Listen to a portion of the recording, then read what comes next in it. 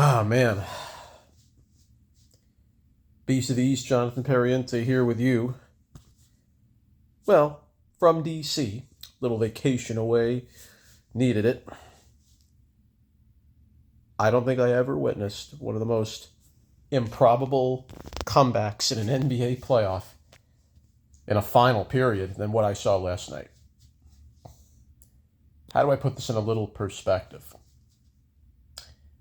I was at the sports bar, a couple of my friends. Knicks were down 27 and went back to my hotel, for halftime. I didn't think I wanted this. Felt like the game was over. And many Knicks fans, I'm sure, had this belief the Spurs weren't missing any shots. Knicks couldn't get a break. Knicks couldn't get any flow going.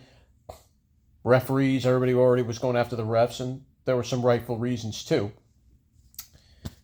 Barely a minute into the game, Cat gets hit with 2 fouls, including a call that was overturned that clearly I think should have been a call against Wemby. Mitch gets hit with a flagrant. Just everything that could have gone wrong, and the Spurs were just knocking down 3 after 3 after 3. And then Wembanyama had the nerve to do the "I'm in your head" pointing to his head and laughing about it. And that, as Knicks fans, should have pissed you off. As it pissed me off. So I'm heading back to my hotel. Knicks are down 27. And I don't watch most of the third quarter. I'm kind of starting to, just kind of follow quietly, just see what happens. Then I see the lead get cut to 15. I'm like, all right, maybe. Then I wasn't sure if I want to turn the game back on. And then the comeback starts happening, and now the Knicks cut it to single digits. I'm back with my friends now, and I'm in their room. We're watching the game together and trying not to make much noise. What you see with this Knicks team compared to the Spurs, if you stay together, you can make anything happen. Just do not quit. Keep playing. And as soon as the Knicks had the strong third quarter, that's where you kind of felt like, okay, the Knicks are going to keep playing. They're not quitting. They're not going to give up. And then you start seeing the shots finally beginning to fall. You start seeing the Spurs getting nervous. Wemby then finally did pick up a flagrant in the third quarter. Finally.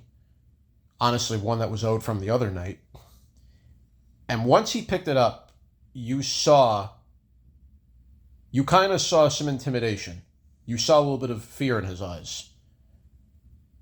Because if Wemby picks up another flagrant now, it's a 1-game suspension. He already had a flagrant 2 earlier in the playoffs against Minnesota.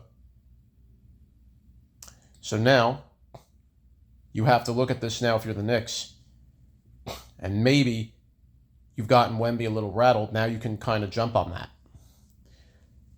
And once the Knicks started to chip away, you were starting to think, now the Knicks have to win this game. Once the Knicks get into a rhythm and once they get a little bit of a break, they can start running. And that's exactly what the Knicks did.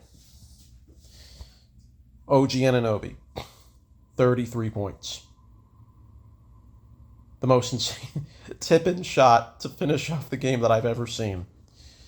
Off a missed Brunson 3, and OG was the only one that was on that play. You saw all the other Spurs standing around. That tells you how much more the Knicks want to win the game and how much more they want to win the finals. And if that doesn't prove as the staple point of this series, that's something you'll hang on your posters. That's something you're going to hang on your wall forever. And kudos to the photographer that made that shot. If the Knicks win the final, we're all going to remember that tip-in shot by OG. And the Garden went absolutely berserk. I thought Larry Johnson's 4-point play was ridiculous. And that was earth-shattering. Jalen Brunson had 36 points in addition to OG's 33. The Knicks needed a spark from elsewhere. Yeah, Cat had 13. He knocked a couple shots down late. But again, you still didn't see Karl taking that extra step. in my opinion. The one who did was GTA. Jose Alvarado came off the bench, knocked down some critical threes in the late moments, which spurred the comeback.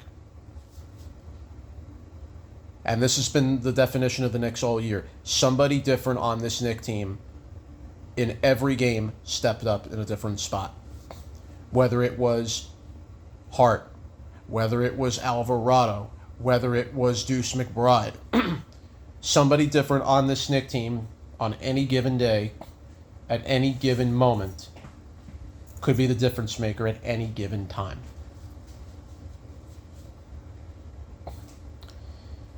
And Brunson said at the very end of the game, you could briefly think to yourself,